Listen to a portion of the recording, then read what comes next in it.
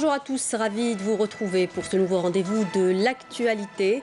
Dans ce journal, nous irons à la Casbah d'Alger, où près de 300 familles habitant des immeubles menaçant ruine ont été relogées ce matin.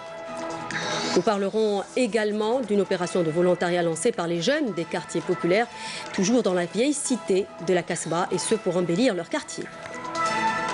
Dans cette édition également, ouverture de 4 marchés de proximité à Tlemcen, en prévision du mois sacré du Ramadan que nous attendons dans 2 jours.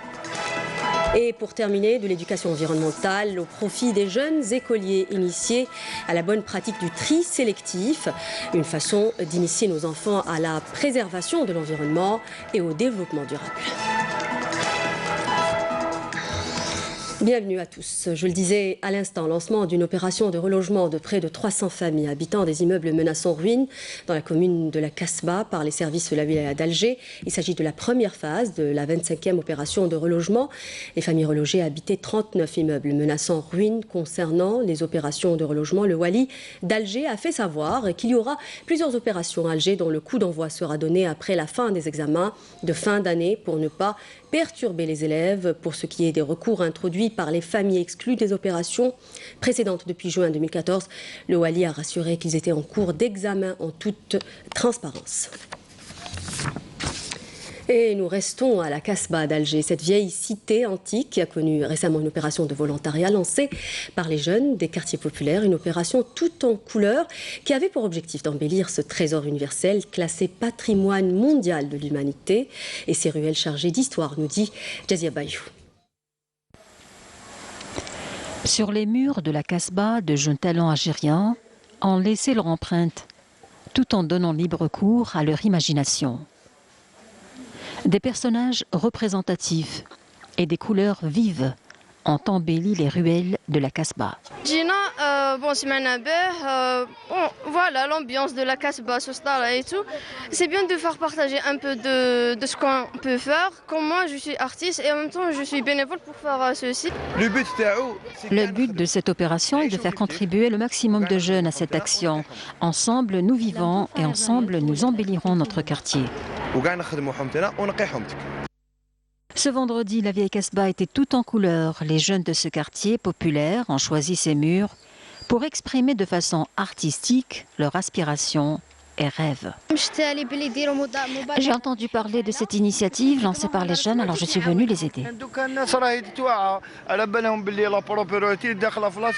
Les gens ont pris conscience de l'importance de rendre propre leur quartier et tout le monde est concerné par l'embellissement de sa ville et ce genre d'opération ne peut être que bénéfique pour les enfants qui en garderont un bon souvenir.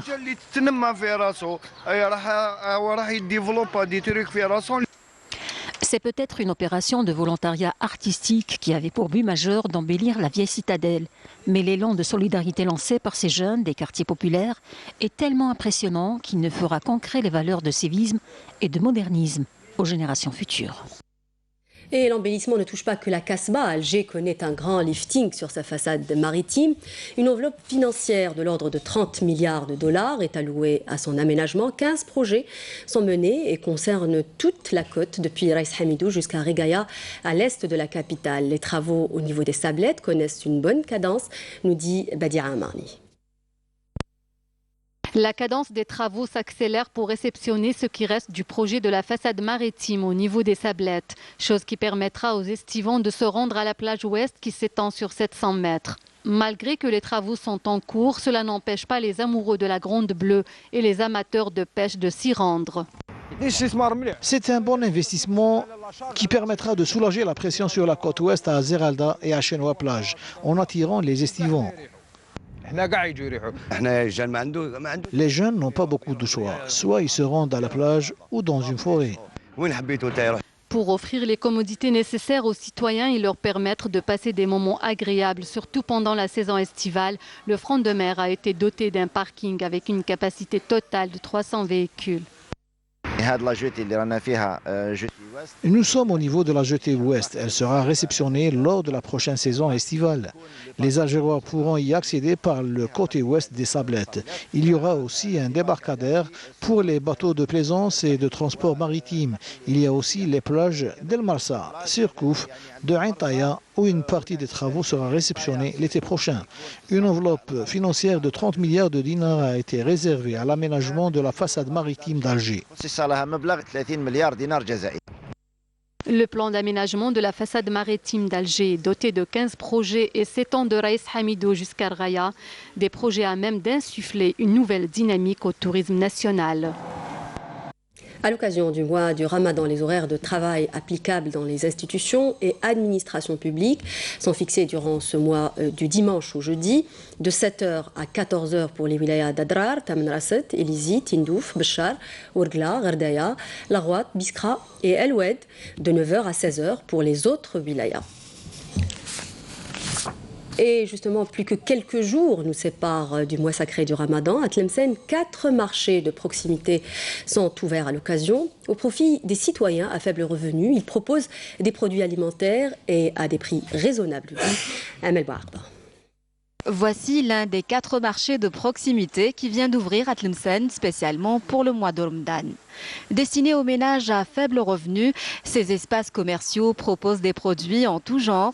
Les prix sont abordables à la portée de tous. Une bonne nouvelle, d'autant que le pouvoir d'achat des Algériens ne cesse de s'éroder. Les prix sont raisonnables et à la portée des petites bourses. Franchement, les prix sont vraiment abordables. Il y a beaucoup de réductions, on veut arranger le client, mais nous souhaitons que nous aussi, on bénéficie de facilités pour que ça se répercute sur les prix. Une louable initiative qui vise à améliorer le pouvoir d'achat des petites bourses durant le mois béni.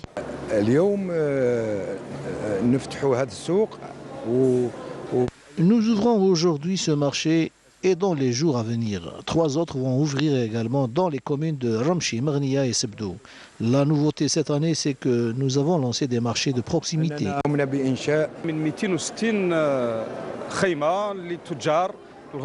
Nous avons mis en place plus de 260 khaïmas au profit des commerçants qui proposent des produits de large consommation avec des prix à la portée de tous.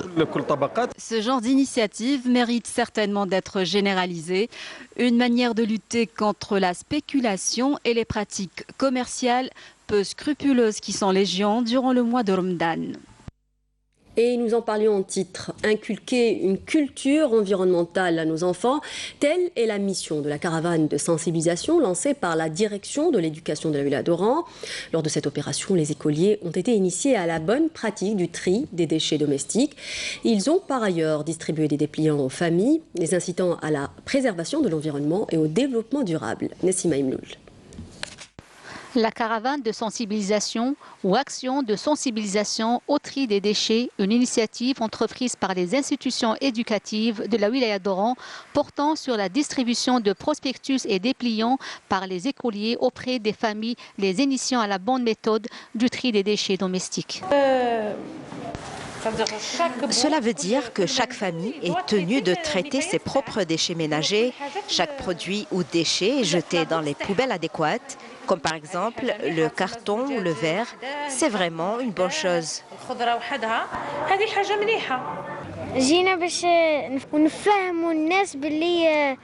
نفهموا الناس باللي نحافظوا على البيئة تاعنا ولازم نرموا الأوساخ في حاويات خاصة. نوزعوا هاد الأوراق باش الواطنين يتعلموا يفرزوا. Les élèves ont étudié le cours de technologie. Ils ont appris comment le tri sélectif se fait et les différents déchets, le papier, le plastique, les métaux et autres.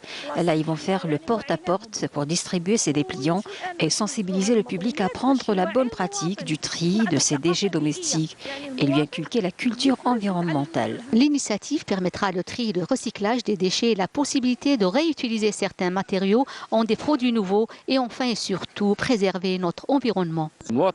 Le citoyen doit lui-même s'occuper du tri de ses déchets ménagers avant de les sortir à l'extérieur dans des bagues et transporter dans des camions pour le recyclage.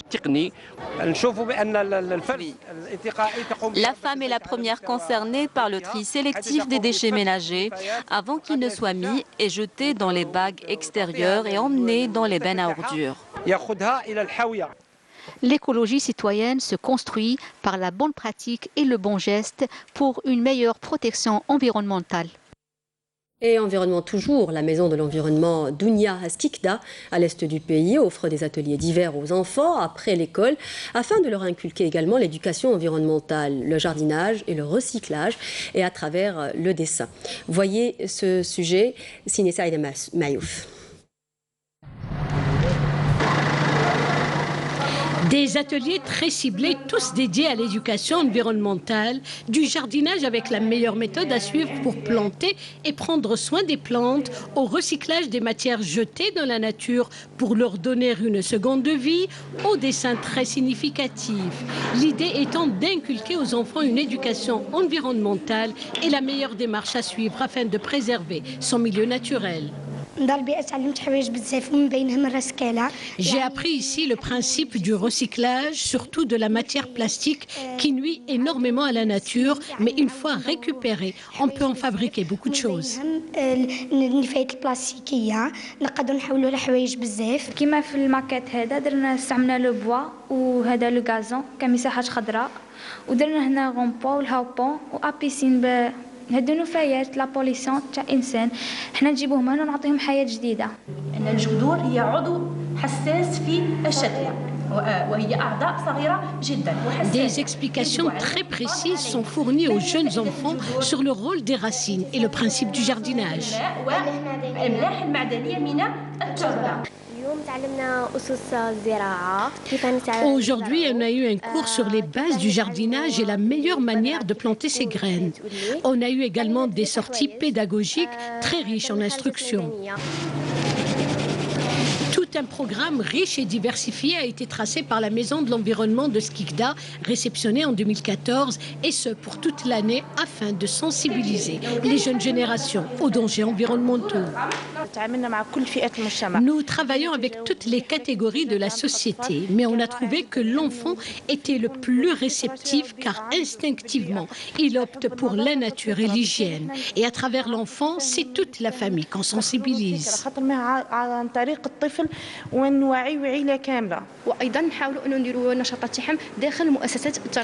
Nous essayons également de faire en sorte que les activités apprises ici soient réalisées directement dans les institutions d'éducation, et ce afin de généraliser le projet initié par le ministère de l'Environnement et des Énergies renouvelables, le jardin pilote, afin de leur faire aimer la nature et ses composantes. C'est un divertissement ainsi qu'un enseignement pour l'enfant. La Maison de l'environnement demeure cet espace de formation et d'éducation afin de pouvoir mieux vivre en harmonie avec son environnement.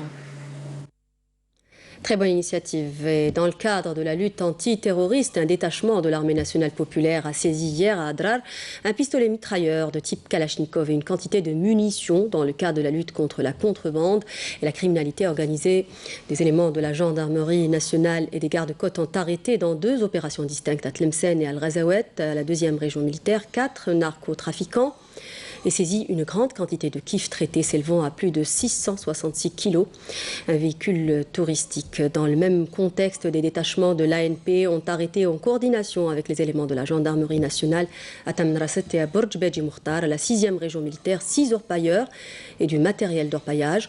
Par ailleurs, les gardes-côtes ont déjoué à Annaba, à la 5e région militaire, une tentative d'immigration clandestine. De 21 personnes a saisi 2 embarcations, tandis que des détachements de l'ANP ont arrêté à Orgla et à Elizy 20 migrants clandestins. Et à présent, l'actualité internationale en bref avec Adel Bouhames. Et nous commençons avec la Palestine occupée avec le décès de 5 jeunes Palestiniens. 5 Palestiniens ont été tués dans la bande de Gaza, dont 2 dans des affrontements le long de la frontière avec les territoires occupés et 3 dans un raid des forces coloniales israéliennes. 2 autres personnes ont été grièvement blessées et le lieu de la frappe n'a pas été précisé. Les États-Unis ont annoncé de nouvelles restrictions au programme nucléaire civil iranien pour renforcer sa pression maximale contre Téhéran, tout en renouvelant les autorisations pour 3 projets en cours dans le cadre de l'accord de 2015 dont Donald Trump s'est retiré. Les conservateurs au pouvoir au Royaume-Uni ont essuyé un sérieux revers aux élections locales et l'opposition travailliste a également perdu du terrain, selon les résultats provisoires annoncés vendredi en raison principalement de la frustration liée au Brexit. Theresa May a vu l'accord de sortie de l'Union européenne qu'elle a négocié avec Bruxelles rejeté à 3 reprises par le Parlement britannique, ce qui l'a contrainte à demander à l'Union européenne de repousser au 31 octobre le Brexit, initialement prévu le 29 mars. Un Boeing 737 avec 143 personnes à bord a manqué vendredi soir son atterrissage sur une base navale de Floride lors d'un orage et terminé sa course dans un fleuve sans faire de blessés graves. La mégapole indienne de Calcutta se préparait samedi sous des pluies diluviennes à l'arrivée du cyclone Fani, le plus puissant dans l'océan Indien depuis des années, qui a fait au moins 12 morts et devrait ensuite frapper le Bangladesh voisin. Le monstre météorologique avec des vents dépassant les 200 km/h a touché l'est de l'Inde vendredi matin dans l'état d'Odisha, comptant 46 millions d'habitants. Des perturbations toucheront l'ensemble des vols d'Air Algérie de et vers les aéroports du sud-est du pays en raison d'une mauvaise météo, a indiqué un responsable de la compagnie aérienne nationale. Le même responsable a souligné que les vols vers l'international n'y seront pas touchés. Cette alerte demeure en vigueur jusqu'à l'amélioration des conditions climatiques. Et du foot avant de terminer notre édition avec la mise à jour de la 24e journée du championnat de Ligue 1 Mobilis de football. La lanterne rouge de l'USM Blabès se jouera gros à l'occasion de la réception de l'EGS Saoura cet après-midi à partir de 16h au stade 24 février 1956. Le club de la Mekra, qui est en train de vivre une saison calamiteuse, est condamné à remporter les 3 points de la victoire pour espérer rester dans la cour au maintien parmi l'élite. Et le verdict final de la saison 2018-2019 de la Ligue 2 Mobilis de football tombera ce soir à l'occasion de la 30e et dernière journée à laquelle dévoilera l'identité des 2 clubs qui accompagneront l'US Biskra en élite et l'infortuné relégué qui rejoindra l'USM Blida et le RC Kouba en amateur. Les candidats à l'ascension sont le NC Magra ainsi que l'ASSO Schlef et le Watlemsen ex-aequo à la 2e place avec 51 points et que le hasard du calendrier a voulu croiser dans un duel direct au cours de cette ultime journée. Et puis après le foot, place au handball avec les 2 finales programmées ce soir. La première, c'est la finale dames qui opposera le GS Pétrolier au HBC El Biar cet après-midi, donc à 15h à la coupole du complexe olympique Mohamed Boudiaf. Une rencontre que vous pourrez suivre en direct sur Canal Algérie, alors que la finale homme sera animée par le GSP et le JSE Skikda à partir de 17h, toujours en direct sur notre chaîne. Et donc voilà, avec le sport, nous arrivons à la fin de ce journal. Merci de nous avoir prêté attention. N'oubliez pas de nous rejoindre sur les réseaux sociaux. Je vous donne rendez-vous dès ce soir sur le plateau de Santé Mag. Au revoir et à très bientôt.